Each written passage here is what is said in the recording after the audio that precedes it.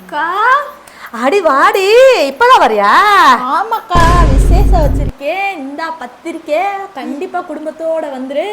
என்னடி, போன வாரம் தான் நான் வச்சேன், எனக்கு வந்து 50,000 போட்டு போட. இப்போ உடனே திடீர்னு வந்து பத்திரிக்கை கொடுக்குற, நான் எப்படி வர்றது? ஏன்க்கா, ஆட்டோவெல்லாம் போகும்க்கா நான் வச்சிருக்க இடத்துக்கு, அதுல கூட வா. ஏய் விளையாடாதடி, 50,000 முடி, 50,000 போன வாரம் தான் வந்து போட்டிருக்க.